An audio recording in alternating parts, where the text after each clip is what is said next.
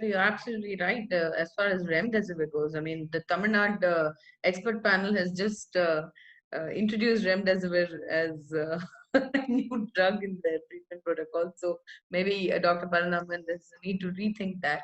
I'm coming to you, Dr. Giridhar. I think this is such a fantastic initiative, at least as far as I'm concerned, because we're getting three fabulous specialists, two from the US, one from the UK, and two people from India. And we're all exchanging notes, we're exchanging ideas. And this is exactly what you're trying to do, aren't you? You're trying to get people to collaborate and at least publish basic reports based on hospital analysis. So could you tell us a little bit about what you're trying to do? Okay, so basically, the challenge in India that I have actually observed ever since the pandemic had started was the data has been, pretty much, opaque.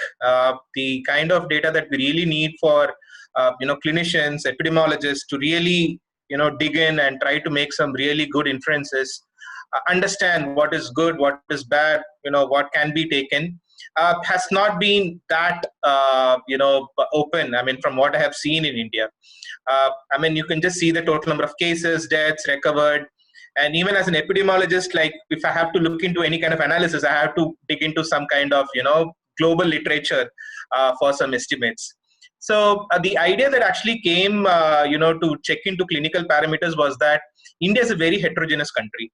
And each state has got a population that is equivalent to a European country, and hence the kind of protocols and the kind of treatment strategies that doctors they use, it actually changes. I mean, you just cross 100 miles, I'm sure that the clinician 100 miles away would think a little different. He might try to think, okay, why not do this? So the challenge that I really felt was, there are some places wherein, like specifically like where Dr. Parandaman is treating, Chennai and Tamil Nadu has been really doing good in terms of case fatality rates. It's somewhere around 1.5 to 2%. However, if you look into the entire national average and in high incidence states of India, it's somewhere around 6 to 7%.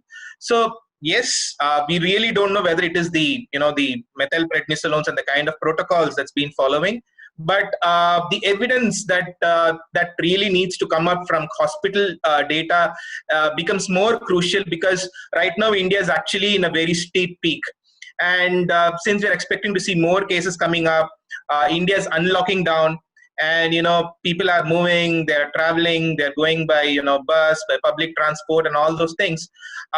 Yes, of course, people do wear masks, and the government has been promoting social distancing.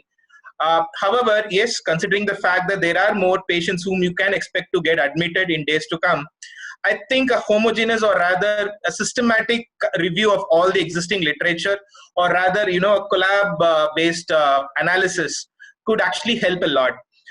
I'm not just taking Dr. Parandaman's, hospital data. It could be global data. It could be data from other parts of the country as well. And that's the reason why, me and my team, we have actually started a website by the name of covidtoday.in. And the main importance of that website is to initially to start with epidemiological indicators, but we are slowly planning to extend, meta-analysis of different drugs, trying to put, forums like these wherein you can just put some really hot discussions on what needs to be done, so that these kind of treatment protocols can actually reach to the the far ends of the country. And that's the main idea behind my purpose of getting into a collaboration. Yeah.